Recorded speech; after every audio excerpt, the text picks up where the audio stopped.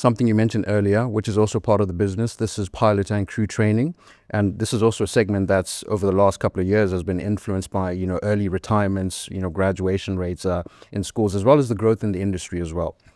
How do you see demand? And obviously there is projected demand over the next, couple of decades, but how do you see demand developing from where it is today to over the next couple of decades for pilot training? Again, very cyclical market.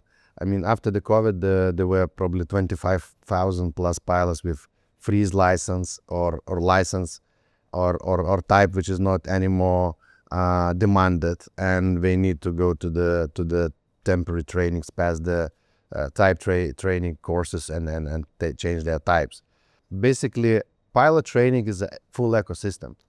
We have a ab initio or ground training when young cadets goes to the ground school, flies with the turboprop aircraft, one twin or two twin, 150 hours, then go for the theoretical courses to simulator, and then we received the 0 flight hours commercial pilot license. So basically, in the world during the COVID, simulators producer didn't stop production of simulators. So basically, amount of the commercial aircraft dropped or shrinked in the amount, but amount of the simulators, it was exactly the same what was predicted pre-COVID. So basically, in the world we have enough, or even in some cases, oversupply of full flight simulators. But at the same time, still airline companies complaining that in some cases they have a shortage of the pilots. Why? Because it's not infrastructure, it's all ecosystem. So many airline companies stop providing cadet programs. Company sponsor, bank sponsor, or private sponsor with guaranteed job for the cadet, for the student.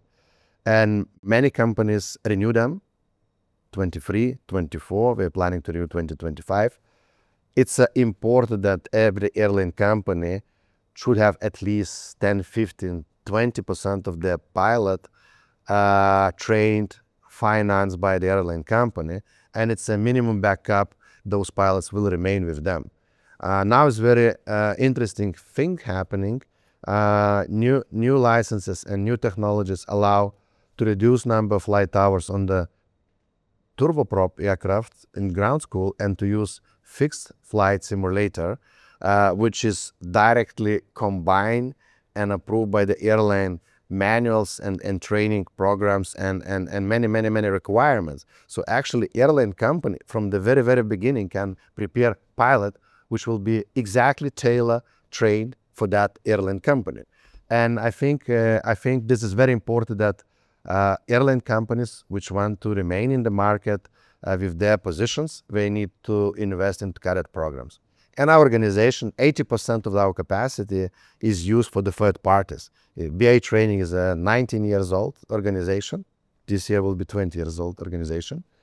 And we have all needed skills, and we're servicing, from blue chip carriers to ACMI carriers. So our ACMI airlines as well, paying attention to that. And we are planning that every year up to 200 cadets will join our crews. Now, we've looked at the industry on a broad perspective. I want to bring it to some of the trends which are currently happening now, and to just take some of your words there, paying attention to capacity, which is something that the group does today. Now, one of the early stages, well, there's a trend, you could say, or the early stage is what we're seeing, where airlines, global airlines, are contracting their fleets or retiring aircraft, to avoid maintenance-related groundings in the future. And they're a little bit cautious about softened bookings, especially for 2025, cautious about overcapacity. What's your view on this? Two OEMs didn't supply 3,400 aircraft since 2020 till now. And of course, green life of the current existing fleet was extended because there is no aircraft. But our model is it's helped us to get contracts all around the year, different continents, and it's helped us to reach flexible behavior of authorities, not asking to have airline operate certificate in each country where we operate, for example, Mexico. But it's temporary, and we're using this window of opportunities first to educate our customers that not necessarily we need to have all around the year aircraft in their fleet, paying not necessarily payments when they have no flights. And there is a solution for up to 6 months to use temporary capacity using our license in particular countries. So currently this month will be 13 AOCs. And in almost all countries where we have our clients, we can provide ACMI with local certificate, which means that domestic flights, no problem. Authorities has no any complaints because they know that they supervise local carrier, local legislation, and local flight safety management. Basically, it's a good window to educate our customers. And I will come back again. Every airline company in the Europe with narrow bodies losing money 6 months in winter. Every. If you look even publicly listed companies, they quarter by quarter, they're losing money. An important fact, why publicly listed airline companies starts financial year in Europe 1st of April, just because they don't want to disappoint investors from the beginning of the year, because first quarter is the biggest loss-making month for narrow-bodies airline companies in the Europe. And in some cases, education process takes very long. I mean, we are talking that publicly listed companies, they have independent management, and it's a revolutionary solution for them. Rid off of 40% of the aircraft in winter and to add ACMI in summer. In some cases, we are not aware. Product is very new. We heard, ACMI, it's all the aircraft, it's a small company, we cannot provide good quality to the services. But one of our AOCs, airlines, has the biggest clients, 25 aircraft per one client, and it's a 25% of their fleet. Yes, the main risk for our business are operations, because when it comes that airline companies dispatch and ops people using subcontractor, third party, it's new for them. So in line with our educational